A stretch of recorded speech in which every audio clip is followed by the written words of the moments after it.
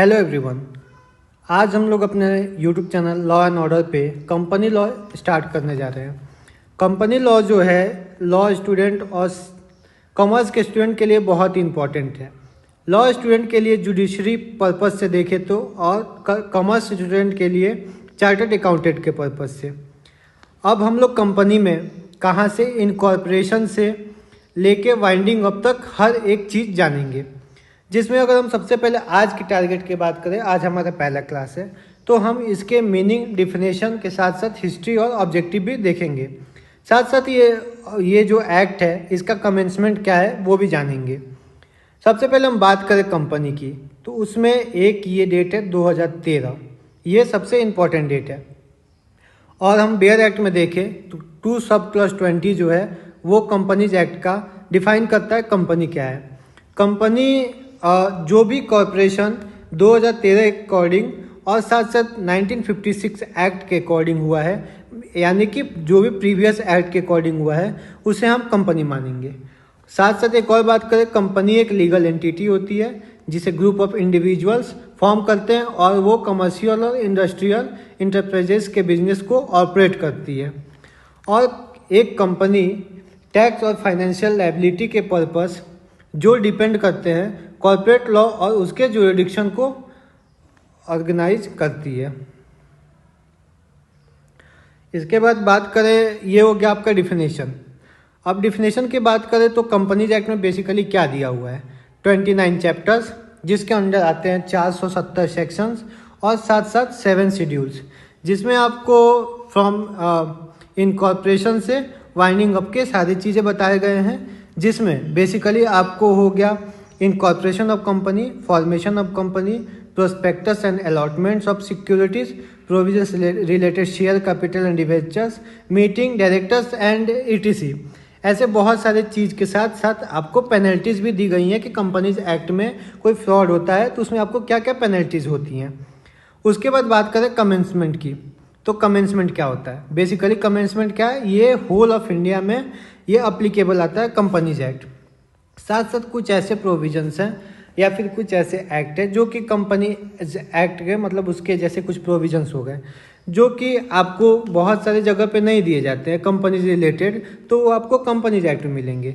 जिसमें पहला बात करें तो हमारे पास इंश्योरेंस कंपनी होती हैं जिनके प्रोविजंस हमारे इंश्योरेंस एक्ट 1938 के साथ साथ insurance regulatory and development authority act 1999 में दिया गया है।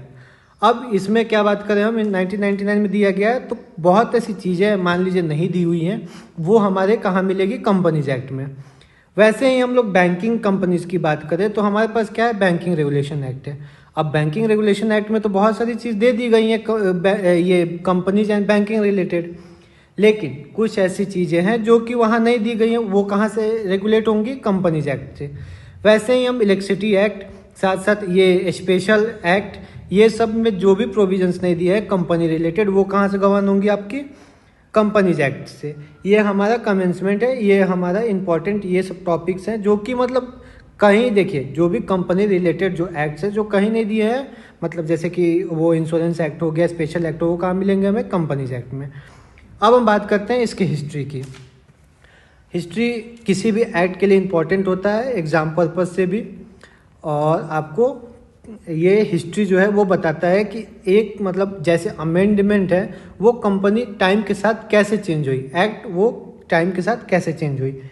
तो हमारा एक्ट कब बना, 2013 में, किसके द्वारा, बोथ हाउसेस ऑफ पार्लियामेंट के द्वारा। कब, 29 अगस्त 2013 को।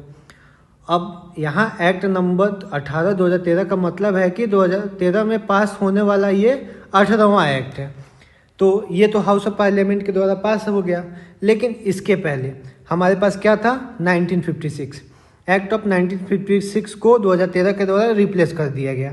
लेकिन 2013 के बनने में भी कुछ प्रॉब्लम्स आई, चेंजेस आए। जैसे सबसे पहले बात करें 2009 की।